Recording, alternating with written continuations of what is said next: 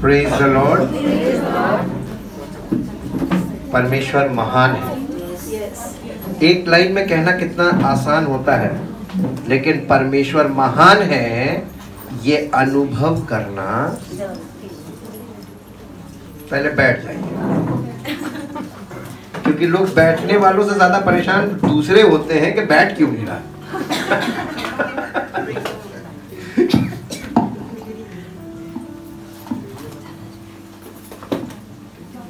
परमेश्वर महान है ये एक लाइन में कहना कितना सरल है, लेकिन परमेश्वर महान है इस बात का अनुभव करना कैसा है। कैसे कैसे रास्ते पे लेके जाएगा, डेड एंड्स में से ले जाएगा। डेड एंड जब आएगा तो आपको लगेगा कि अब रास्ता बंद, और आपको लगेगा हमारा भविष्य फंस गया। लेकिन आपको मालूम है अद्भुत चमत्कार कब होता है, जब आप डेड एंड में होते हैं। परमेश्वर के वचन में लिखा हुआ है ऐसा भी मार्ग है जो मनुष्य को ठीक जान पड़ता है। Everybody decide in my mind his way. हर व्यक्ति अपने माइंड में अपना एक रास्ता चुनता है, मैं ये करूंगा, मैं ये करके मैं यहां पहुंचूंगा। लेकिन कभी कोई व्यक्ति वहां तक पहुंच पाया है? हम एक छोटा सा एग्जांपल दें। आप एक जमीन ले लीजिए और आप कहिए कि इस पे मैं अपने सपनों का घर बनाऊंगा। वो सपना जो है, वो घर का जो डिजाइन है वो आपके माइंड में होगा। The picture, the real picture of your dream house in your mind, आपके माइंड में होगी। लेकिन जब आप उसका नक्शा बनवाएंगे, वो आपका ड्रीम प्रोजेक्ट नहीं रहेगा, क्योंकि नक्शे पे जो आपको, आप 10 नक्शे बनवा लीजिए लेकिन वो आपका ड्रीम प्रोजेक्ट नहीं होगा।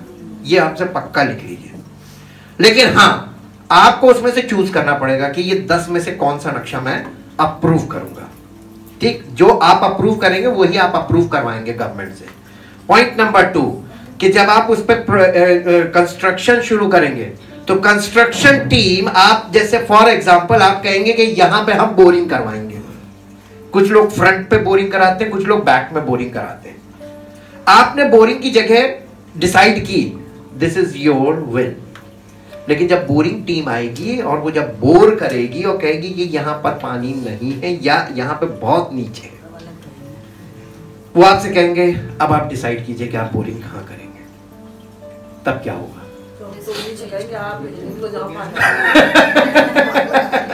तो आपका जो माइंड में जो पिक्चर होती है, देयर इज अ वे। आपने जो वे डिसाइड किया अपनी लाइफ में, प्रैक्टिकली जब आप चलेंगे तो आपको पता चलेगा कि उस वे में एब्सोल्यूट आप उसको पूरा नहीं कर सकते। You are not capable to fulfil your way according to your dream.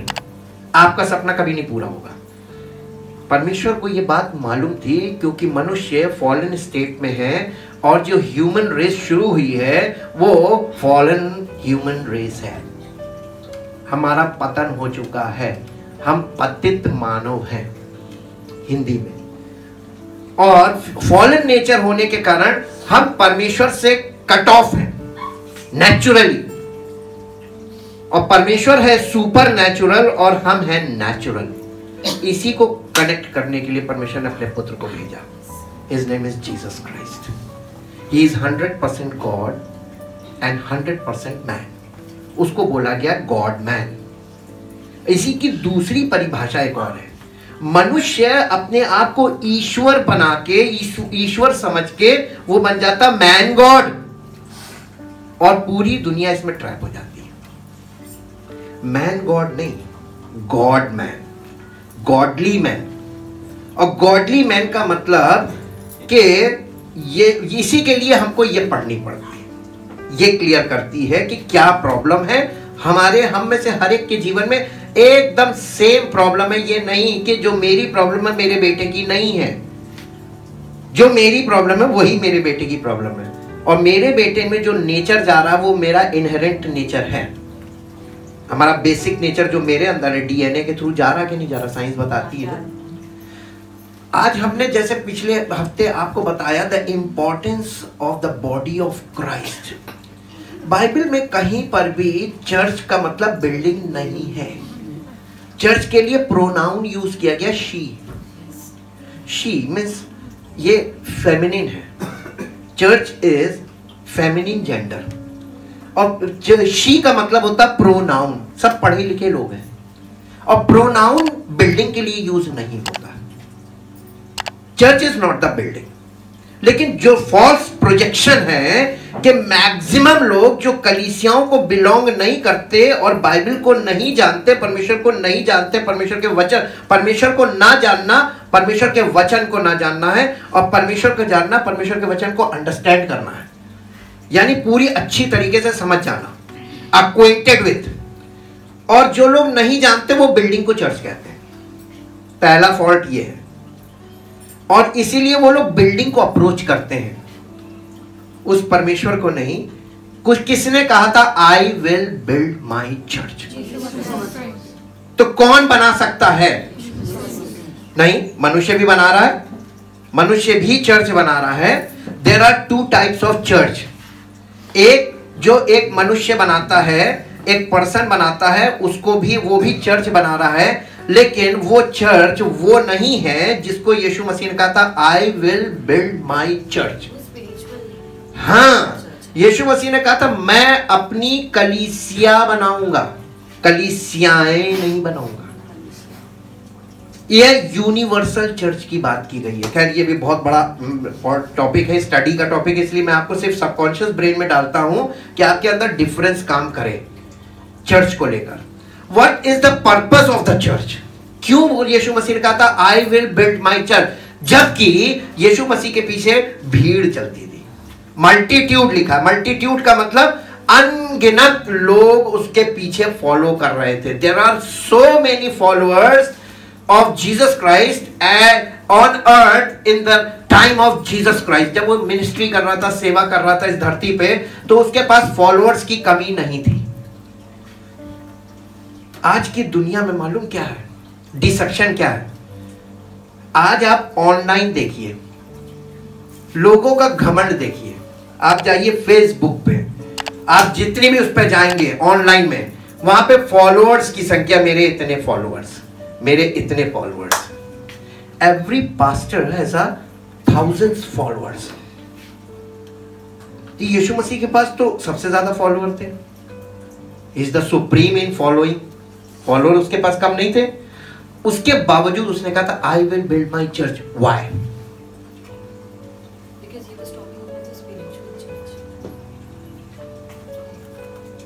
नहीं, फॉलोअर्स ऑलरेडी थे। उसने कहा था I will build my church. What is the meaning of church? Assembly. ये तो जनरल मीनिंग है, लेकिन वो क्यों ऐसी असेंबली बनाना मांग रहा था? क्योंकि उसके पास तो फॉलोअर्स बहुत थे। यीशु मसीह को फॉलोअर्स की जरूरत ना थी। जब पवित्र आत्मा आपके जीवन में आकर एक्टिवली काम करने लगेगा ना, आपको लेके चलने लगेगा, सबसे बड़ी प्रॉब्लम आपके साथ क्या होगी मालूम आपको? You need your followers. आप चाहेंगे मेरे पास फॉलोअर्स हो, ठीक, ये आपका नेचर है। इसमें सबसे बड़ी बात है माय। हाँ, आई आपके जीवन से हटना है, आई हटना है और वी आना है। और ये आई से वी में जाना, ये बहुत टफ काम। I will build my church में माय सबसे बड़ी बात है। हाँ, नहीं, यीशु मसीह ने कहा था मैं अपनी कलीसिया बनाऊंगा। I will build my church, मैं अपनी कलीसिया बनाऊंगा। तो यीशु मसीह ही केवल अपनी कलीसिया बना सकता है, बाकी सब लोग अपनी अपनी बना रहे हैं, है ना? तो competition between the church of Jesus Christ and the church of man, ये अंत के समय में ये द ग्रेट डिसेप्शन है। ये हम आपको अभी सबकॉन्शियस में डाल रहे हैं। ये ग्रेट डिसेप्शन कैसे है? लोग चर्च के नाम पे धोखा खा जाएंगे। यीशु मसीह की कलीसिया, उसमें सब स्पिरिचुअल होंगे। हाँ, जो अदर्स है, हाँ, देयर आर सो मेनी कलीसियास, तो उसमें सारी कलीसियाओं के माइंड सबके सब डिफरेंट होंगे। हाँ, ये तो बेसिक रहेगा। लेकिन ऐसा क्यों है? हम परमेश्वर के वचन में चल के देखेंगे, क्योंकि ये बुक हमको बताएगी सारी बातें। सबसे पहली बात, the purpose of the church, there are two main purpose. दो मुख्य कारण थे, दो उद्देश्य थे जिन्हें उसको पूरा करना था इस धरती पर, यानी पेंटेकोस्ट के बाद, from Pentecost to till today. आज भी वो उसी दो उद्देश्य के लिए उसने कलीसिया की स्थापना की थी। सबसे पहला उद्देश्य क्या है? The great commandment. नोट कर लीजिए, द ग्रेट कमांडमेंट, ये कलीसिया को पूरा करना था। उसके बाद द ग्रेट कमीशन, इसको हाई कमीशन भी बोलते हैं। ये दो मुख्य आज्ञाएं थी जिसे पूरा करने के लिए जीसस ने कहा I will build my church. और ये दो चीजें चर्च के द्वारा पूरी होंगी, इंडिविजुअल नहीं हो सकती। और इन्हीं दो पॉइंट्स को आज हम थोड़ा सा मनन करेंगे। मेरे साथ निकालिए मत्ती रचित सुसमाचार उसका 22 अध्याय, the gospel of Matthew chapter 22 verse 37 to 40। उसने उससे कहा तू परमेश्वर अपने प्रभु से अपने सारे मन और अपने सारे प्राण और अपनी सारी बुद्धि के साथ प्रेम रख। बड़ी और मुख्य आज्ञा तो यही है। This is the great commandment, बड़ी, and this is the main commandment, मुख्य आज्ञा यही है जी। और उसी के समान यह दूसरी भी है, और इसी के इक्वल एक और थी जो इसी से इंटरकनेक्टेड है, कि तू अपने पड़ोसी से अपने समान प्रेम रख। और ये तो बहुत खतरनाक आज्ञा है आज के जमाने में। यही दो काम तो नहीं हो सकते हैं। अगर कोई ये कहता है कि मैं परमेश्वर से प्रेम रखता हूं, मैं शक नहीं करूंगा, परमेश्वर भी शक नहीं करेगा। शक कब आता है? जब प्रैक्टिकल आता है। क्योंकि परमेश्वर स्पिरिचुअल है और हमको उसको फिजिकल रूप में दिखाना है कि हम प्रेम करते हैं नहीं करते। नहीं, परमेश्वर की आज्ञा को आपने कितना माना? परमेश्वर, देखिए, परमेश्वर ने जगत से ऐसा प्रेम किया कि अपना पुत्र दे दिया। प्रगटीकरण। तुमने परमेश्वर से प्रेम किया, क्या दिया? ऐसे पड़ोसी से कितना प्रेम कर रहे उसने, परमेश्वर ने जगत से प्रेम किया और प्रेम की संति अपना पुत्र दे दिया। पुत्र ने अपना प्राण दे दिया, प्रेम की संति। और आपने अपने पड़ोसी से प्यार ही नहीं किया। आपके पास 100 पॉइंट्स होंगे, इसमें ये कमी है, इसमें ये कमी है, इसमें देखिए मैं तो बहुत अच्छा हूं लेकिन ये मानता नहीं है, मुझे छेड़ता है, मुझे परेशाान करता है, मेरे बारे में गलत बातें। अरे यार, दुनिया में कहां तुम चले जाओगे? हर जगह तुमको ऐसा ही पड़ोसी मिलेगा। मेरे साथ ये देखा, देखिए, उसने कहा इसी के समान दूसरी है कि तू अपने पड़ोसी से अपने समान प्रेम रख। ये सुनने में बहुत आसान लगता है, कई बार आप अग्री भी करते नहीं, हमें करना चाहिए जी। आगे पढ़िए। यही दो आज्ञाएं सारी व्यवस्था और भविष्यवक्ताओं का आधार है। यानी पूरे पुराने नियम का टोटल जो बेस है वो केवल ये दो आज्ञाओं में कन्वर्ट किया कि परमेश्वर अपने प्रभु से अपने सारे मन, अपनी सारी बुद्धि, अपनी सारी शक्ति से प्रेम रख, और इसी के समान दूसरी का अपने पड़ोसी से अपने समान प्रेम रख। उसने 10 कमांडमेंट्स को कन्वर्ट किया टू 2 कमांडमेंट्स, और ये कलीसिया के द्वारा पूरा होना है। यह है द ग्रेट कमांडमेंट। इसके लिए उसने कहा था I will build my church. The mission of the church is this, fulfil this commandment. हमें इस आज्ञा को पूरा करना है। कैसे? अपनों को तो इस दुनिया में सब प्यार करते हैं, घुटना पेट की तरफ मुड़ता है, और दूसरों को, गैरों को प्रेम करना या पापियों को, शत्रु से प्रेम करना, तो हमें किससे प्यार करना होगा? नहीं, शत्रु से प्यार जिस दिन तुम करोगे तब तुम सच्चे मसीही हो। तब तुम सच्चे मसीह हो। ये चैलेंज है। This for this he said I will build my church, the body of Christ. Spiritual body के द्वारा यही फुलफिल करना। इसी के समान एक और आज्ञा थी, मत्ती रचित सुसमाचार उसका 28 अध्याय उसका 19-20 पद पढ़ दीजिए। Matthew chapter 28 verse 19 and 20। इसलिए तुम जाओ सब जातियों के लोगों को चेला बनाओ, मेंबर बनाओ। चेला बनाओ। मेंबर और चेले में फर्क होता है। मेंबर कोई भी हो सकता है लेकिन चेला कोई भी नहीं हो सकता है। चेले का मतलब ये है कि तुम गुरु वाला काम करोगे तभी तुम्हारे पास चेले होंगे। तो पहले तो तुम्हें गुरु चाहिए। अगर मैं महागुरु को फॉलो कर रहा हूं तो लोग हमको फॉलो करने लगेंगे गुरु समझ के, लेकिन उनको मालूम है इनडायरेक्टली वो भी उसी को फॉलो कर रहे हैं जिसको मैं फॉलो कर रहा हूं। हाँ, हम सिर्फ एक माध्यम बनेंगे। हम किसको फॉलो कर रहे हैं ये बहुत इंपॉर्टेंट है, क्योंकि जो लोग हमें फॉलो कर रहे हैं वो हमारे फॉलोअर हैं कि उसके जिसके मैं फॉलोअर। अब आप फॉलोअर को समझ गए होंगे ना। यीशु मसीह ये दिखाना मांग रहा था कि इस दुनिया में लोग फॉलोअर्स बनाएंगे in the end time. Online followers की खूब कंपटीशन चलेगा, इतने फॉलोअर, इतने फॉलोअर, इतने फॉलोअर। हमने शुरू से, मेरे अंदर ये इच्छा नहीं कि मेरे पास फॉलोअर्स हो।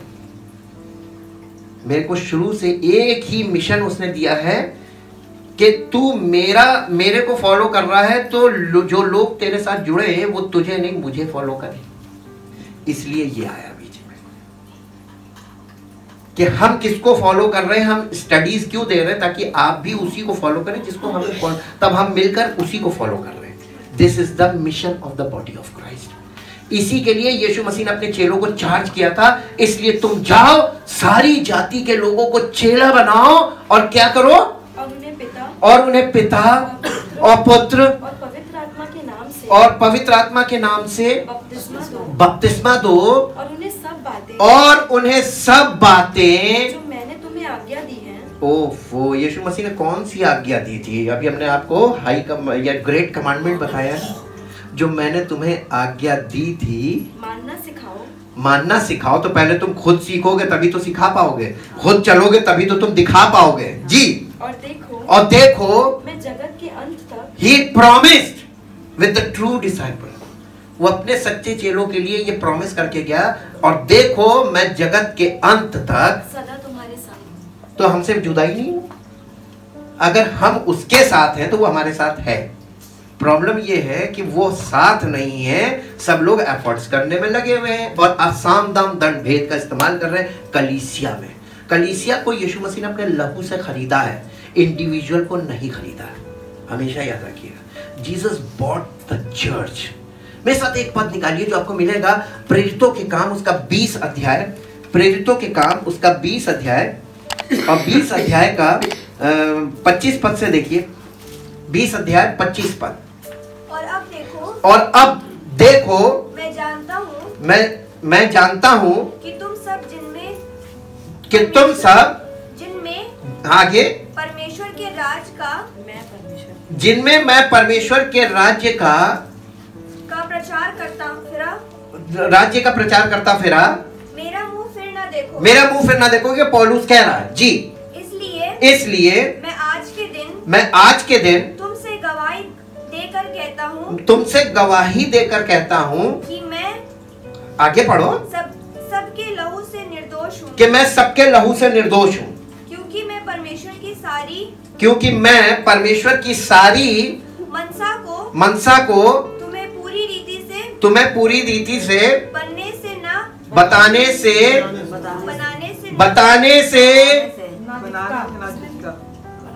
बेटा इससे ना पढ़ा करो, इससे ना पढ़ा करो, सॉफ्टवेयर से नहीं पढ़ो। Hardware, always use hardware in the church.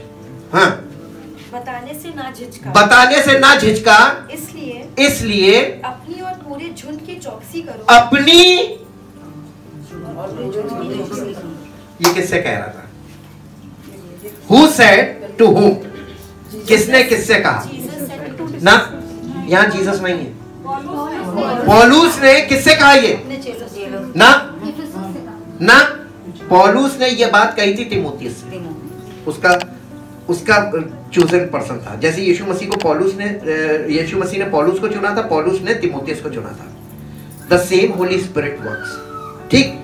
तो उसने उसको इस बात के लिए पहले से प्रिपेयर किया, इसीलिए पास्टरल लेटर्स उसको लिखे गए थे तिमोथियस को। उसने तिमोथी से कहा कि इसलिए अपनी और पूरे झुंड की चौकसी करो, जिसमें पवित्र आत्मा ने तुम्हें मालिक तो नहीं बनाया ना। कलीसिया में पास्टर मालिक नहीं है, he is appointed person from Jesus Christ। Jesus is the head, वो हेड है। और पासबान जो है, पास्टर जो है, he is the appointed person, a servant of Christ। उसने कहा जिसमें तुम्हें पवित्र आत्मा ने अध्यक्ष ठहराया है कि तुम परमेश्वर की कलीसिया की रखवाली करो, कि तुम परमेश्वर की ये किसकी जिम्मेदारी है? पास्टर की। और यीशु मसीह ने हाई कमीशन जब दिया था तो उसने अपने चेलों से कहा था, इसलिए तुम जाकर सारी चांदी के लोगों को चेला बनाओ और उन्हें पिता पुत्र पवित्र आत्मा के नाम से बपतिस्मा दो और उन्हें परमेश्वर की आज्ञाएं मानना सिखाओ, और देखो मैं जगत के अंत तक सदा तुम्हारे साथ हूं। और यीशु मसीह अगर हमारे साथ है, फॉर एग्जाम्पल आपको यानी नेक्स्ट टू बॉस जॉब मिले कि बॉस के बाद आप, you are the second boss, तो आप क्या फर्स्ट बॉस के अकॉर्डिंग काम करेंगे या अपने हिसाब से? हाँ, ये हायरार्की है ना, इसमें प्रोटोकॉल है। अब बिना प्रोटोकॉल के अपनी मर्जी से कैसे हम कुछ बोल सकते हैं? एजेंडा क्या होना चाहिए? हमेशा टॉप से ऑर्डर आता है, we have to follow. Yes, Yeshu Masih यही चीज सिखाना मांग रहा था, ऑर्गेनाइज्ड बॉडी बनाना मांग रहा था, to fulfil the great commandment and high commission, great commission जिसको बोलते हैं। इसके लिए कलीसिया की स्थापना हुई थी। पौलुस ने कहा कि जिसमें तुमको पवित्र आत्मा ने अध्यक्ष ठहराया है, उस झुंड की चौकसी करो और कि तुम परमेश्वर की कलीसिया की रखवाली करो। कि तुम परमेश्वर की कलीसिया की रखवाली करो। रखवाली हम कैसे कर सकते हैं? ये फिजिकल रखवाली नहीं है कि सबके घर झांक झांक के देखे कहां जा रहा है। ये फिजिकल वाली नहीं है। ये रखवाली कैसी मालूम है? ये हाँ, ये स्पिरिचुअल है कि कौन आत्मिक तौर पे किधर भटक रहा है, कौन किधर प्रेरित हो जा रहा है। और आज के युग में जब इंटरनेट का जमाना, आप बताइए, अपने बच्चों को रोक के दिखा दीजिए भटकने से। Great challenge. आपका बच्चा कब भटक जाएगा आपको पता ही नहीं चलेगा। अब आप ये बताइए, आप ये कलीसिया की रखवाली कैसे करेंगे? है ना? डेली बाइबल स्टडी इसीलिए रखी जाती है कि आप तक वचन पहुंचे। ये वचन आपको आपकी रखवाली करेगा अगर आप इसमें मन लगाएंगे। लेकिन अगर आपने मन नहीं लगाया तो आपके भटकने में हम कुछ नहीं कर सकते, यहाँ तक कि यीशु मसीह भी कुछ नहीं कर सकता। और वचन ये भी कहता है कि अगर तुम मानोगे तुम्हारा घराना उद्धार पाएगा। हाँ, आपके पूरे फैमिली को छुटकारा, तो पूरा उद्धार सबको मिलेगा। आगे पढ़िए। जिसे उसने अपने लहू से, किसने? कलीसिया को लिखा है कलीसिया की रखवाली करो, जिसे उसने, किसने? यीशु मसीह ने अपने लहू से मोल लिया है। यीशु मसीह ने हमें मोल लिया या कलीसिया को मोल लिया? आज तक आप एक डिसेप्शन में थे कि मेरे को यीशु मसीह ने अपने लहू से खरीद लिया, तो आप कलीसिया का हिस्सा क्यों नहीं बने? कहाँ खरीदा? कलीसिया पहुंचे तभी तो हमें ये पता चला। हाँ, घर में तो पता नहीं चला था ना। If you are connected with the body of Christ, then the promise is fulfilled. उसने कलीसिया को अपने लहू से खरीदा। मैं जानता हूँ कि मेरे जाने के बाद फाड़ने वाले भेड़िए, ओहो, पहले से उसने बता दिया था, जो आज आपके सामने प्रकट है कि फाड़ने वाले भेड़िए तुम में आएंगे। तुम में का मतलब कलीसिया में आएंगे और झुंड को ना छोड़ेंगे। और झुंड को ना छोड़ेंगे। और ये हो गया, ये हो गया। हमने आपको 16 स्क्रिप्चरा भेजा था। ये लैटिन फ्रेजेस हैं, 5 फ्रेजेस। ये 16 स्क्रिप्चरा, 16 फाइड, ये 5 हमने जो आपको स्टडी भेजी थी, ये इसी मामले से कट ऑफ हो गई। ये हिस्ट्री ऑफ द चर्च जब पढ़ते हैं तब पता चलता है 16th सेंचुरी में ये हो गया था, जो यहाँ पे बोला जा रहा है। जी, तुम्हारे ही बीच में से, तुम्हारे ही भी यानी कलीसिया में से भी ऐसे ऐसे मनुष्य उठेंगे जो चेलों को अपने पीछे खींच लेने, चेलों का मतलब चुने हुए मसीह के चेले, चोजन लोगों को अपने पीछे खींच लेने के लिए टेढ़ी मेढ़ी बातें कहेंगे। इसलिए जागते रहो और स्मरण करो कि मैंने 3 वर्ष तक रात दिन आंसू बहा कर हर एक को चुनौती देना ना चुनौती नहीं, चेतावनी देना, हर एक को चेतावनी को इंग्लिश में क्या बोलेंगे? वार्निंग देना ना छोड़ा। आज कलीसिया में वार्निंग ही तो नहीं दे सकते आप, लेकिन स्पिरिचुअली वार्निंग दी जानी चाहिए, क्योंकि परमेश्वर का वचन हमें वार्न करता है। और वार्न किया जाता है जब आप अपने बच्चे को वार्न करते हैं। क्यों वार्न करते हैं? Don't go there, don't do this, warning देते हैं ना, अगर तुमने किया तो उसके साथ पनिशमेंट जोड़ देते हैं, है ना। तो परमेश्वर ने जिसे यीशु मसीह ने अपने लहू से खरीदा है, उसमें जो अंग हैं उनको वार्निंग देना बहुत जरूरी था। और क्योंकि उसने कंडीशन बताई कि ये होगा और ये हो चुका है, ये आज बहुत बुरी हालत में पहुंच गया है। आज कलीसिया एक ही चीज से वंचित है, ये रिटर्न ही रह गया, लिविंग बनाई नहीं, जबकि बॉडी ऑफ क्राइस्ट में इसको लिविंग हो जाना चाहिए था। मेरे साथ एक पद निकालिए जो आपको मिलेगा, पहला पत्रस उसका 2 अध्याय, पहला पत्रस उसका 2 अध्याय का वर्स 5 पढ़िए। हैं? जी, तुम भी आप जीवते पत्थरों की नाई आत्मिक घर बनते जाते हो, जिससे याजकों का पवित्र समाज बनकर ऐसे आत्मिक बलिदान चढ़ाओ जो यीशु मसीह के द्वारा परमेश्वर को ग्रहण हो। ये कलीसिया को करना था। कलीसिया का मालूम है मुख्य फंक्शन क्या है? पर कलीसिया के मुख्य फंक्शन आपको बताते हैं। मुख्य फंक्शन है collectively worship, fellowship, discipleship and ministry. Worship, पहला है वर्शिप, दूसरा है फेलोशिप, तीसरा है डिसाइपलशिप और चौथा है मिनिस्ट्री। मिनिस्ट्री का मतलब सेवा। ठीक, ये 4 काम कलीसिया के द्वारा होने चाहिए द बॉडी ऑफ क्राइस्ट से। और बॉडी ऑफ क्राइस्ट के लिए प्रोमिसेस हैं। प्रोमिसेस इंडिविजुअल बिलीवर के लिए तब काम करेंगे जब वो बॉडी ऑफ क्राइस्ट का पार्ट होगा, एक्टिव पार्ट होगा और उसमें एनग्राफ्टेड होगा। अगर वो कहीं से कनेक्टेड नहीं है तो वो इंडिविजुअल बिलीवर में प्रोमिसेस फुलफिल नहीं होंगे। ये हमेशा याद रखिएगा। ये भ्रम है, ये धोखा है, और ये धोखा आपको मसीह से अलग करने के लिए किया गया है। जी, इसको इंग्लिश में पढ़ दो बेटा। Come and like living stones, and like come, कहां बुला रहा है? Come in the body of Christ. This is the invitation for a true believer. सच्चे विश्वास करने वालों के लिए ये इन्विटेशन है। Come and like living stones, and like living stones, be yourselves built into a spiritual house for a holy dedicated consecrated priesthood to offer up those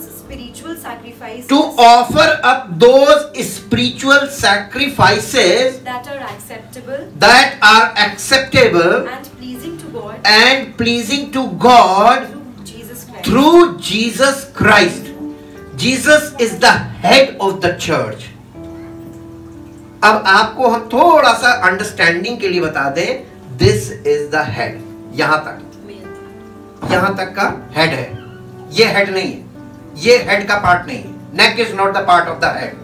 ठीक, head ये है और बॉडी यहां से शुरू होती है, शोल्डर से। ये बॉडी है। बॉडी और हेड को कनेक्ट कौन करता है? नेक।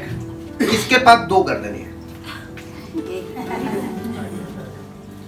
है? 2 गर्दन किसी के पास है? रावण की भी एक ही थी। उसकी भी एक ही थी, 10 साल थे। क्योंकि गर्दन 2 हो ही नहीं सकती।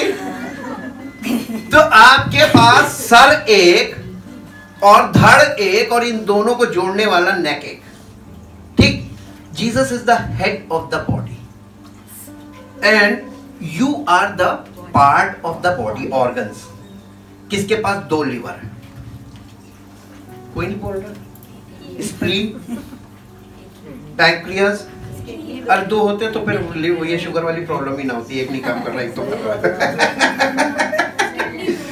पैंक्रियास एक, हर चीज आपके पास एक है। लंग्स के 2 पार्ट है लेकिन लंग एक ही कहलाएगा, वो 2 पार्ट्स। हर पार्ट एक है। और आपको मालूम है आपके बॉडी के अंदर जितने भी ऑर्गन्स हैं, ये ऑर्गन्स कहलाते हैं। और ये ऑर्गन्स आपस में इंटर रिलेटेड और इंटरकनेक्टेड है। अगर एक पार्ट में प्रॉब्लम होती है तो पूरी बॉडी को प्रॉब्लम होती है। पूरी बॉडी को प्रॉब्लम होती है। आप उस नजरिए से अगर बॉडी ऑफ क्राइस्ट को देखें, एक पार्ट को अगर प्रॉब्लम है तो पूरी बॉडी को प्रॉब्लम होनी चाहिए, पेन होना चाहिए। ये जो ग्रेट कमांडमेंट है वो यही है कि हम परमेश्वर से प्रेम रखें और अपने पड़ोसी से, यानी आवर नेक्स्ट बिलीवर जो हमारे साथ विश्वास कर रहा है, विश्वासी, एक विश्वासी दूसरे विश्वासी से क्या प्रेम कर रहा है। आप अपने पड़ोसी को भूल जाइए, वो नेबरहुड को। अभी आप कलीसिया में बॉडी में आइए, बॉडी में यू आर द ऑर्गन, और ऑर्गन में आपस में दुश्मनी हो जाए, दांत कहेगा मैं चबाऊंगा नहीं, तू खा, तू खा, तो लीवर कहेगा मुझ पर रोड आएगा, मैं भूल जाऊंगा। फिर आपके शरीर का क्या हाल होगा वो तो मेडिकल वाले बताएंगे। ठीक, चलिए, प्रभु यीशु मसीह के द्वारा हमको ये काम करना। ये जो नेक है ये सेवक है। हेड को बॉडी से कनेक्ट कौन करता है? अगर ये नेक गलत हो गया, हेड तो सही है, नेक से अगर राइट कनेक्शन नहीं हुआ बॉडी का तो बॉडी में फूट रहेगी, कोई ऑर्गन आपस में डिवाइड एंड रूल पॉलिसी चलेगी, फिर तो मरी हुई बॉडी होगी। बिल्कुल सही आपने बोला, बिल्कुल सही जी।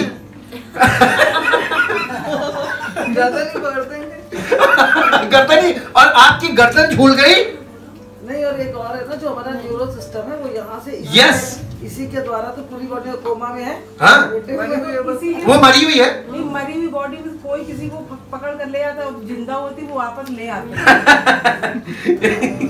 जी, एक पता निकालिए फेलोशिप के लिए, पहला यूहन्ना पहला अध्याय 5 से 7 पर। जो समाचार हमने उससे सुना, जो समाचार हमने उससे सुना और तुम्हें सुनाते हैं। देखिए, पास ऑन हम तुम्हें सुनाते हैं, वो ये है कि परमेश्वर ज्योति है, कि परमेश्वर ज्योति है और उसमें कुछ भी अंधकार। ज्योति, परमेश्वर ज्योति है, ये बात मेटाफोर है। मेटाफोर का मतलब समझते हैं ना? मेटाफोर का मतलब क्या होता है? Figure of speech. ये आपको बताया जा रहा है कि परमेश्वर ज्योति है, इसका मतलब आप ये सूरज की ज्योति को परमेश्वर ना समझ लें। हमारे देश में तो बहुत समझाना पड़ता है, हमारे देश में तो सूरज की ज्योति की वैसे ही पूजा करते हैं, दंडवत, अग्नि के सामने दंडवत, बल्ब जल गया दंडवत। हमें यहाँ पे बहुत परेशानी होती है। वेस्टर्न कल्चर में ये प्रॉब्लम नहीं, जो ईस्टर्न कल्चर में है, वो ज्योति को सामने झुक जाते हैं। लेकिन वो यानी उनके कॉन्शियस में ये तो है कि ज्योति का कुछ डिवाइन कनेक्शन है, but this is a figure of speech. पढ़े लिखे लोगों को समझाना बहुत आसान होता है। फिगर ऑफ स्पीच का मतलब कुछ दिखाकर कुछ बताया जा रहा है। जी, परमेश्वर ज्योति है और उसमें कुछ भी अंधकार नहीं। यदि हम कहें और अक्सर कहते हैं, यदि हम कहें कि उसके साथ हमारी सहभागिता, किसके साथ? परमेश्वर के साथ हमारी सहभागिता। जब वर्ड गॉड यूज किया जाता है, क्योंकि मैं स्टडी दे रहा हूं आपको कंटिन्यूअसली, तो आपको बारीकी भी बताऊंगा। When the capital God, God means God the Father, God the Son and God the Holy Spirit. इसमें ये तीनों आते हैं, triune God, this is God. लेकिन जब होली स्पिरिट, जब ही आता है, प्रोनाउंस आते हैं, तो वो या तो यीशु मसीह के लिए प्रोनाउन यूज किया गया या होली स्पिरिट के लिए। ये दो गॉड हेड है, ये गॉड हेड के लिए जब करते हैं तो वो प्रोनाउन से करते हैं। जब गॉड वर्ड आ रहा है, इसका मतलब यदि कोई कहे कि मैं परमेश्वर से प्रेम रखता हूं और फिर अंधकार में चले, ग्रेट कमीशन है, मैं परमेश्वर से प्रेम रखता हूं और चले कैसे? अंधकार में चलने का मतलब क्या है? फिजिकली चले, हाँ, तो हम झूठे हैं और सत्य पर नहीं चलते। पर यदि जैसा वो ज्योति में है, वैसे ही हम भी ज्योति में चलें, तो एक दूसरे से सहभागिता रखते हैं। तो एक क्या पहचान है? तब एक दूसरे से सहभागिता रखते हैं। क्रॉस का मतलब आपको मालूम है? Right connection with heavenly father and right connection with all believers, from this side, from this side. आप अपने परिवार से भी प्यार करेंगे और अपने लोगों से भी प्यार करेंगे। पापियों से प्यार करना है। यीशु मसीह ने पापियों से प्यार किया था और पापियों से इतना प्यार किया कि अपना बलिदान दे दिया। आज आप वो धर्मियों को बुलाने नहीं आया था, वो पापियों को बुलाने आया था। तो पापी हम भी, और जिनसे हमें प्यार करना वो भी पापी, और हमको प्रभु यीशु मसीह ने पाप मुक्त किया जब हमने उस पर विश्वास किया। तो हमको उस प्रेम को उस तक पहुंचाना है जो पापी है, तो हमें उसी दशा में उससे प्यार करना पड़ेगा कि नहीं करना पड़ेगा? हाँ? कि नहीं पहले तू सुधर जा तो मैं तुझे प्यार करूंगा? नहीं, आपको इसी संसार में रहना, उन्हीं के साथ आपको रिलेट करना है जो पापी है। हम थे और वो हैं, बस क्या है, हमारा पास्ट हो गया, उनका प्रेजेंट है। ठीक जी। और उसके पुत्र यीशु का लहू, और उसके पुत्र यीशु का लहू हमें सब पापों से शुद्ध करता, हमें सब पापों से शुद्ध करता। तभी शुद्ध करेगा जब हम फेलोशिप करेंगे। इंग्लिश में पढ़ दो बेटा जल्दी से इसको, English. And this is the message. And this is the message. The message of promise. The message of promise. Which we have heard from him. Which we have heard from him. And now. And now. Are reporting to you. Are reporting to you. God is light. God is light. And there is no darkness in him. And there is no darkness in him. At all.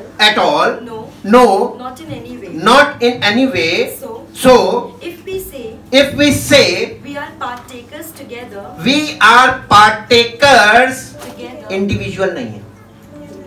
Partakers का मतलब क्या हुआ पहले तो ये बताइए। उसमें शामिल होने वाले, ये बॉडी ऑफ क्राइस्ट की बात की जा रही है, ये इंडिविजुअल बिलीवर के लिए नहीं बोला जा रहा है। We are partakers together and enjoy fellowship with him. And enjoy fellowship with whom?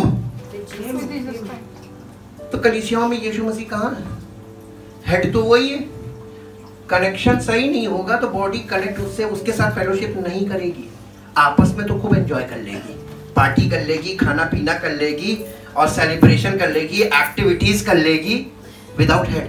Head ने कहा ही नहीं एक्टिविटीज के लिए, वो एक्टिविटीज क्यों चल रही है? अब ये चीजें हो गई ना कि जो एक्टिविटीज ऊपर हो गई, जो वर्ड ऑफ गॉड नीचे हो। हाँ, तो ये ट्रेडिशन से आ रहा है और लोग ट्रेडिशन फॉलो कर रहे हैं, वर्ड को फॉलो नहीं कर रहे हैं। यही तो समझाने का बात है जी।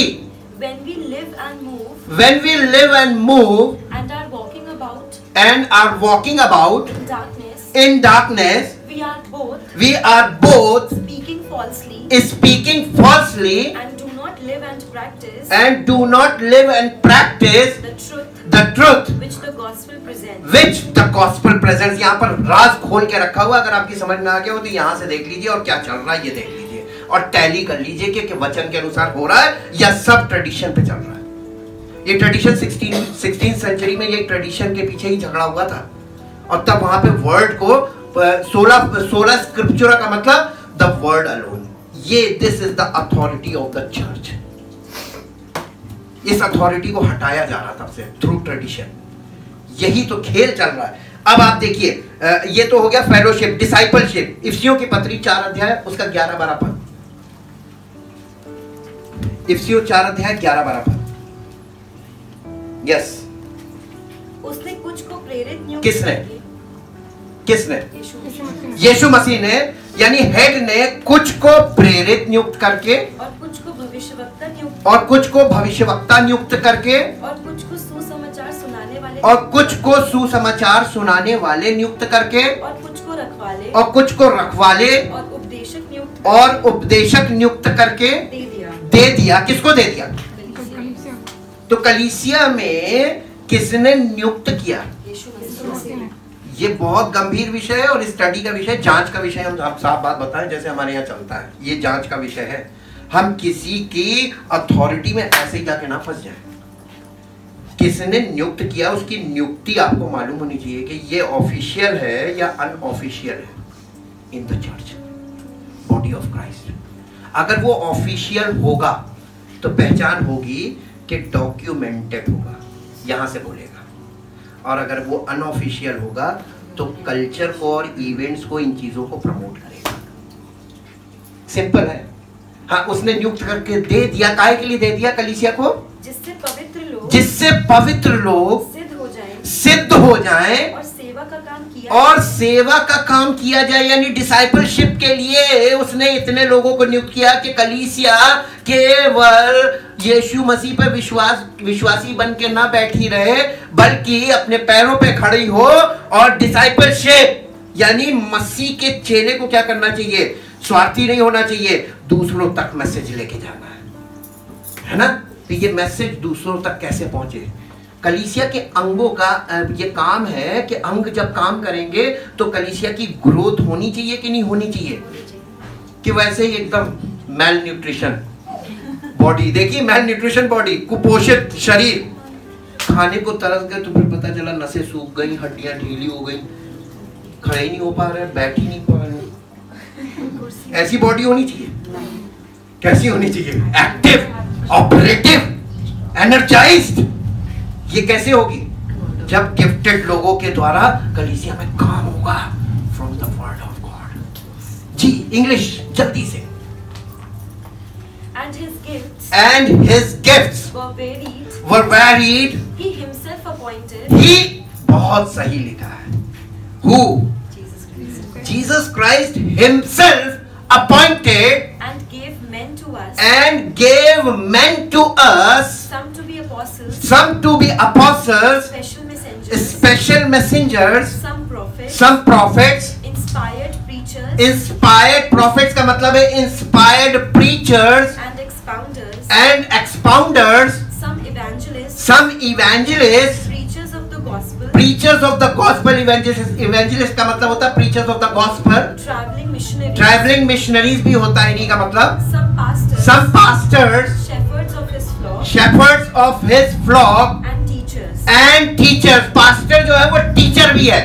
Pastor का teacher होना बहुत जरूरी है. जी. यानी यीशु मसीह का इंटेंशन क्या था ऐसा करने के लिए? His intention was the perfecting and the full equipping of the saints, his consecrated people, that they should work, that they should do the work of ministering toward building up Christ's body, the church. Church को बनाने के लिए वो किसको इस्तेमाल करता है? पूरी कलीसिया को। बॉडी फंक्शन करे, बॉडी वर्क ना करे। There is a big difference between work and function. Body of Christ को वर्क नहीं करना है। जब आप अपने शरीर से काम करते हैं ये है वर्क, लेकिन आप जब खाना खाते हैं बॉडी में क्या होता है? फंक्शन। तो फंक्शन में तो आपको कुछ नहीं करना पड़ता, आप तो खाना खा के लेट जाते हैं। बाकी काम कौन करता है? ऑर्गन काम करता रहता है। और मान लीजिए आप सो रहे हैं और आपका माइंड जो है वो भी सो गया तो क्या होगा? धीमे से आवाज आई। माइंड नहीं सोता, कह रहा माइंड नहीं सोता, इसीलिए आजकल बहुत देर तक लोग जगते हैं रात में। माइंड सोता नहीं, सोने भी नहीं देता। इशारा समझ जाइए। माइंड नहीं सोता है, माइंड नहीं सोता, मोबाइल में समझदार को इशारा काफी बोला गया ना, तो इशारा भी समझा करिए। माइंड सोता नहीं है, जिस दिन माइंड सोता है उस दिन आदमी निकल लेता है। तो माइंड क्या करता रहता है? तो लोगों का माइंड वचन को लेकर फंक्शन क्यों नहीं करता? आप काम करते में भी आपका माइंड फंक्शन करना चाहिए। The word is always in your mind. Function क्यों नहीं हो रहा है? तो प्रॉब्लम यही फोकस नहीं, इंटरेस्ट नहीं है, फोकस नहीं है, जबकि इतनी हेल्प दी जा रही है थ्रू स्टडीज। पड़ोसी से हम तभी प्रेम कर पाएंगे कि परमेश्वर का वचन ये कहता है कि तुम मेरा मंदिर हो। जब मंदिर बनेंगे तभी तो हम प्रेम। अरे हम तो बॉडी में फंक्शन की बात कर रहे हैं कि बॉडी ऑफ क्राइस्ट में जब ऑर्गन फंक्शन करना शुरू करेंगे तब बाकी काम तो आगे होगा ना। अभी हम बॉडी के अंदर इंटरनल ऑर्गन्स को फोकस करें कि वो फंक्शन कब करेंगे और कैसे करेंगे। हम आपको एग्जाम्पल भी दे रहे हैं। चलिए लास्ट में एक और वर्स निकालिए जो आपको मिलेगा। ये फेलोशिप हो गया, डिसाइपलशिप हो गया, मिनिस्ट्री। पहला कुरिन्थियों 12 अध्याय 12 पद से पढ़िए। 12 अध्याय का 12 पद से 28 पद तक। क्योंकि जिस प्रकार देह तो एक है, देह तो एक है और उसके अंग बहुत से। Jesus said I will build my churches. Agitation आना चाहिए था लेकिन बहुत हल्का आया। हमें इससे ज्यादा की उम्मीद थी। आपको इस चीज का विरोध करना चाहिए था, नहीं रॉन्ग। ये आपके माइंड पे डिपेंड करता है कितने अटेंटिव हैं, हम क्या बोल रहे हैं। हम कभी कभी गलत बोलते हैं जानबूझ के, आपका अटेंशन देखने के लिए आप कितना अटेंशन में है। Jesus said I will build my churches. एक कलीसिया बनाने को बोला था, कलीसिया बनाने को नहीं बोला था ना। ऑलवेज रिमेंबर, बाकियों को उसका हमें हमेशा ये पॉइंट याद रखना चाहिए, इस पे आप कभी धोखा नहीं खाएंगे। Jesus said I will build my church, तो हमको फोकस करना चाहिए यीशु मसीह पर और उस काम पर जो उसने कहा मैं करूंगा। हम नहीं कर सकते, ठीक। ये उसने क्या यहाँ पे क्या लिखा हुआ है, क्योंकि जिस प्रकार देह तो एक है, तो यीशु मसीह जो कलीसिया बनाएगा वो कितनी होगी, इसी को बोलते हैं यूनिवर्सल चर्च, तो पूरी दुनिया में एक होगी जी। और उसके अंग बहुत से हैं, लेकिन अंग बहुत से हैं, there are so many organs in the body जी। और उस एक देह के सब अंग, और उस एक देह के सब अंग बहुत होने पर भी सब मिलकर, सब कैसे सब मिलकर एक ही देह है। जब आप असेंबल्ड होते हैं संडे, तब आप ये बन जाती बॉडी ऑफ क्राइस्ट।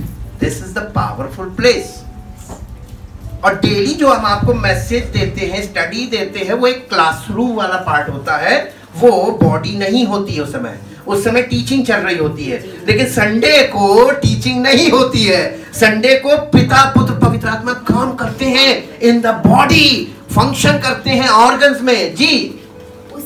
उसी प्रकार मसीह भी है, क्योंकि हम सब ने क्या यहूदी हो या यूनानी, क्या दास हो क्या स्वतंत्र, एक ही आत्मा के द्वारा एक होने के लिए एक पवित्र आत्मा क्यों दिया गया इंडिविजुअल बिलीवर्स को? इसीलिए प्रेरितों के काम में लिखा है, जो उद्धार पाते थे प्रभु उन्हें प्रतिदिन उनमें मिला देता था। किन में? कलीसिया के लोगों में। उद्धार का काम प्रतिदिन चलता है, प्रभु प्रतिदिन काम करता है। उद्धार पाने के लिए आपको यहाँ आने की जरूरत नहीं है। यहाँ आप कब आते हैं मालूम है?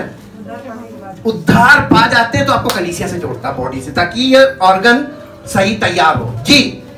एक देह होने के लिए बपतिस्मा लिया और हम सबको एक ही आत्मा पिलाया गया। तो परमेश्वर ने अपना पवित्र आत्मा देकर, आपको पिलाकर और देकर यहाँ बॉडी में लाके कनेक्ट किया, ताकि आप मसीह की देह का पार्ट बन जाए जी। ये इसको कहते हैं baptism of the body of Christ जी। इसके बारे में आपने कभी नहीं सुना होगा, अब आप धीरे धीरे समझेंगे। आगे पढ़ो बेटा, 28 पद तक पढ़ना है। इसलिए कि देह में एक ही अंग नहीं, परंतु बहुत से हैं। यदि पाँव कहे मैं हाथ नहीं, इसलिए देह का नहीं, तो क्या वो इस कारण देह का नहीं। और यदि कान कहे मैं आँख नहीं, इसलिए देह का नहीं, तो क्या वो इस कारण देह का नहीं? तो क्या वो इस कारण देह का नहीं है? यदि सारी देह आँख ही होती, इमेजिन कीजिए, सारी देह आँख होती तो हॉस्पिटल नहीं होता, आई क्लिनिक होता ना। आँख खराब हो गई जी। इसलिए यदि सारी देह आँख होती तो सुनना कहाँ होता? तो आप सुनते कहाँ से? हम तो देख सकते हैं, आँख कान है, पूरी बॉडी आँख है जी। यदि सारी देह कान ही होती, और यदि सारी देह कान ही होती तो सूंघना कहाँ होता? और नाक नहीं होती, अरे तुम तो बड़ा गड़बड़ हो जाता, कुछ भी खा लेते, क्योंकि स्मेल तो आती नहीं। जैसे जानवरों को स्मेल का कोई वो नहीं होता, तो वो तो कुछ भी खा लेते हैं। अरे तो बहुत खतरनाक हो जाता है। अच्छा हुआ परमेश्वर ने हम लोग को नाक दी है ना, सेंसेस में होना बहुत जरूरी है, इम्पोर्टेंट है। अरे लेकिन वो सूंघने के बाद भी वो भी कर लेते हैं जो नहीं करना चाहिए, सूंघ के ही खाते हैं। हाँ, सेंसलेस होते, जो हम लोग के पास सेंस है वो नहीं है ना, ह्यूमन सेंस जी। नाक से मतलब हाँ, सेंस से है जी। हमको खुशबू लगती है, उनको बदबू लगती हो। हाँ, और जो हम लोग को बदबू लगती है वो उन्हें खुशबू लगती है। ट्राई करके देख लीजिएगा, गौर से, ऑब्जर्वेशन से सीखना है। हम परफ्यूम लगाते हैं तो हमारा डॉग भी बहुत रिएक्ट करता ना। अच्छा, बदबू आता है, इंटरेस्ट लेता हूँ जी। देखिए आपको एग्जाम्पल मिल गया जी। परंतु सचमुच परमेश्वर ने अंगों को, देखिए आप बहुत ध्यान दीजिएगा, परंतु सचमुच परमेश्वर ने अंगों को अपनी इच्छा के अनुसार। इसका मतलब आप यहाँ पर आए हैं, ये आपकी इच्छा नहीं है। परमेश्वर अपनी इच्छा से आपको यहाँ लाया है। ये बात हमेशा याद रखिएगा, if you are the part of the body of Christ, this is not from your will, this is the will of God. परमेश्वर ने अपनी इच्छा के अनुसार एक एक करके, एक साथ सब नहीं आए, एक एक करके जोड़ता है, देह में रखा है, एक एक करके लाता गया। बेटा तुम अब यहाँ से यहाँ आ जाओ, तुमने संसार में बहुत जीवन बिता लिया, अब तुम मेरी पुत्र में आ जाओ, मेरी पुत्र की देह में आ जाओ। मैं तुमको मसीह की देह का पार्ट बनाऊंगा, ग्लोरियस बॉडी में तुमको रखूंगा। जी, यदि वे सब एक ही अंग होते, यदि वे सब एक ही अंग होते तो देह कहाँ होती? तो देह कहाँ होती? परंतु अब अंग तो बहुत से हैं, परंतु अब अंग तो बहुत से हैं, परंतु देह एक ही है। आँख हाथ से नहीं कह सकती, आँख हाथ से नहीं कह सकती मुझे तेरी आवश्यकता नहीं, मुझे तेरी आवश्यकता नहीं, और न सिर पाँवों से कह सकता, और न सिर पाँव से कह सकता है मुझे तुम्हारी आवश्यकता नहीं। अगर ऐसा हो गया तो डिसफंक्शनल बॉडी नहीं, पाँव लेके उसने कह दिया अगर तुम्हारा हिस्सा नहीं, पाँव कहेगा अच्छा तो काट के फेंक दो, मुझे इम्प्यूट कर दो। फिर उसके बाद सर जाएगा कैसे? आपको बाहर जाना है, सर को बाहर जाना है, सर के बाद कैसे जाएगा? आपका मजाक बन जाएगा जिंदगी में अगर अंग सही तरीके से काम नहीं करते हैं इन यूनिटी ऑफ द बॉडी। और फिजिकली हम देखते भी है कि अगर कोई हैंडीकैप्ड है, हाँ, तो उसको लोग किस नजर से जी देखते हैं? तो बॉडी ऑफ क्राइस्ट हैंडीकैप्ड नहीं होनी चाहिए। ये तो एक्सटर्नल अंगों की बात की जा रही है, अगर इंटरनल ऑर्गन्स में कहीं फूट पड़ गई अरे तब तो आपकी बॉडी का बेड़ा गर्क हो जाएगा।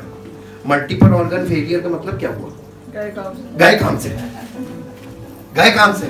और ये डायग्नोसिस आज के युग में बहुत ज्यादा आपको सुनने को मिलेगा। ये डायग्नोसिस आज कॉमन है, न्यू नॉर्मल है। मल्टीपल खराब होता है तो उसके बाद समझ लीजिए कि अगर कोई इलाज नहीं कराएगा ढंग से जी तो मल्टीपल ऑर्गन तो गया। यस, उसका कारण मालूम क्या है? एक पे जैसे ही आपने इसने काम करना बंद किया, दूसरे पे लोड आया, दूसरे ने काम करना, तीसरे पे लोड आया, वो एक लोड डिस्ट्रीब्यूट लोड खत्म नहीं होता, और वो जैसे जैसे ओवरलोडिंग और पूरे मल्टीपल ऑर्गन फेलियर होता है खट से। हालेलुया। कुछ समझ में आया बॉडी ऑफ क्राइस्ट के बारे में? Why Jesus said, I will build my church.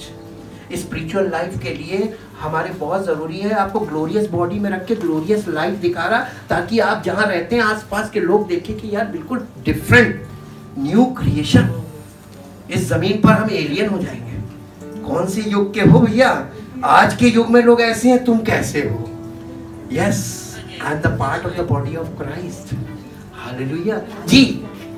परंतु देह के वो अंग जो दूसरों से निर्बल लगते हैं, जो दूसरों से, ये भी बहुत ध्यान दीजिएगा, जो दूसरों से निर्बल लगते हैं बहुत ही आवश्यक है, बहुत आवश्यक है। आज कलीसिया में निर्बल अंगों को कुछ नहीं समझा जाता है।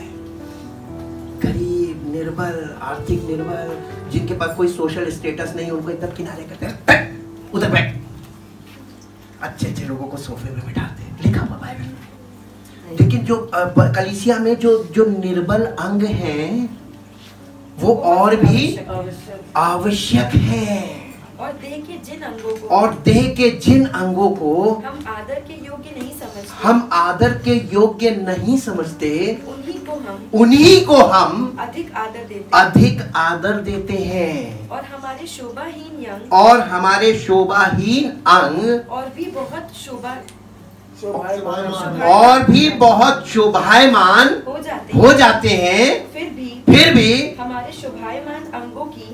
शोभायमान अंगों को इसकी आवश्यकता नहीं है। परंतु परमेश्वर ने देह को ऐसा बना दिया है कि जिस अंग को आदर की घटी थी उसी को और भी बहुत आदर मिले, ताकि देह में फूट ना पड़े। बॉडी ऑफ क्राइस्ट में फूट नहीं पड़नी चाहिए। हर अंग इक्वल है। तो इसका कहने का मतलब यह है कि बॉडी में हर अंग इक्वल इंपॉर्टेंट है। जैसे आपका लिवर अगर इंपॉर्टेंट है, आप खाली कहते हैं कि ये नहीं खाएंगे लिवर खराब हो जाएगा, तो लिवर खराब हो जाएगा, तो किडनी से भी रिलेटेड चीजों को भी आप ध्यान दीजिए कि उससे भी बहुत सी चीजें ऐसी जो किडनी को भी नुकसान पहुंचाती है। हाई प्रोटीन, तो आपको हर चीज में बैलेंस डाइट चाहिए ना। ये थोड़ी ना कि ये नहीं खाएंगे ये ज्यादा खा लेंगे, तो आप कोई भी चीज ज्यादा खाएंगे आपके किसी अंग को नुकसान पहुंचाएगी, फूट पड़ जाएगी। जी, परंतु अंग एक दूसरे की बराबर चिंता करें। एक दूसरे की बराबर चिंता करें। ये द ग्रेट कमीशन आ गया, ये ग्रेट कमांडमेंट आ गया। हम परमेश्वर से प्रेम करें और आपस में भी तो एक दूसरे की बराबर चिंता। और हम देख रहे इतने सालों से कोई किसी की चिंता नहीं करता, सब अपने अपनी चिंता करते हैं। अंग को स्वार्थी नहीं होना है, specially if you are the part of the body of Christ. Thank you Jesus, thank you Lord, thank you father. परमपिता परमेश्वर, हम आपके वचन के लिए धन्यवाद करते हैं जो पवित्र आत्मा के द्वारा हम सबके हृदयों में बोया गया। प्रभु, ये वचन हमारे जीवन में इसलिए आपने दिया है ताकि हम समझदार बने और आपकी मंशा को जाने, आपकी इच्छा को जाने, आपकी योजना को जाने कि हम यहाँ पर ऐसे ही नहीं आ गए कि मेरा मन कर रहा था, बल्कि प्रभु ये आपकी योजना थी कि आप हमें यहाँ तक ले आए हैं और आपने हमें इस देह में एक अंग के लिए रखा है ताकि यहाँ पर हमारा डेवलपमेंट हो, हमारा स्पिरिचुअल इम्प्रूवमेंट हो और हम आत्मिक तौर पर मैच्योर हो। और जब अंग मैच्योर होगा तो बॉडी भी मैच्योर होगी। हाँ प्रभु, आपसे विनती करते हैं हर अंग के लिए जो यहाँ पर उपस्थित है, इनके शरीरों में प्रभु आपके इकलौते पुत्र प्रभु यीशु मसीह के लहू की सामर्थ्य इसी समय प्रकट हो। और अगर किसी के जिस्म में कोई बीमारी है, कोई डिजीज है, कोई कमी है, कोई डिफिशियंसी है या कोई डिसऑर्डर है, अभी और इसी वक्त through the power of your precious blood Jesus Christ, Yeshu Masih आपके पवित्र लहू की सामर्थ्य के द्वारा अभी और इसी वक्त चंगाई स्थापित हो जाए, ताकि प्रभु वो यहाँ से जाए और चंगाई का अनुभव करके आए और आपका नाम उसके जीवन में, उसके परिवार में महिमा पाए और उसके आसपास के लोगों को यह गवाही मिले कि प्रभु की महिमा इस व्यक्ति के जीवन में प्रकट हुई है, ताकि प्रभु वो अपनी गवाही के द्वारा आपकी महिमा कर सके और सारा आदर, सारी महिमा आपको मिले। आपकी देह जिसे आप बना रहे हैं, ये देह आपके वचन के अनुसार तैयार हो और ये वो देह बने जो प्रभु यीशु मसीह बना रहा है, ताकि उसकी इच्छा और योजना के अंतर्गत काम हो और उसी की मर्जी पूरी और उसी का नाम महिमा पाए। सारी महिमा आपको देते। इस प्रार्थना को आपके इकलौते पुत्र प्रभु यीशु मसीह के नाम से मांगते हैं, आमीन। परमेश्वर आपको आशीष दे। अपने स्थानों पर